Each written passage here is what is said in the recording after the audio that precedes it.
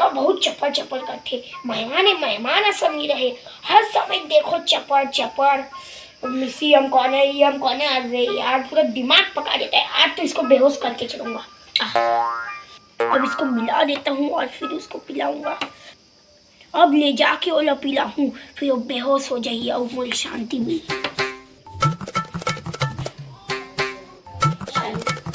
अरे भैया वो तो ज्यादा ठंडा नहीं है, ज्यादा पी लो बहुत। हाँ नॉर्मल चल जाएगी बोला। अरे भैया ठंडा पी लो, गर्मी बहुत गर्मी है भैया, ठंडा पी लो। इसको आप पीएगा? हाँ मैं इसको पी लूंगा। चल ठीक है। हाँ आप ठंडा पी लो। अरे ये क्या कर रहा था? मोर पानी पीते। अरे ये तो मोर पानी रही से टिकार पी ले से। अरे अरे अरे ये तो बेहोश हो गए, लगता है कुछ मिला है पानी में।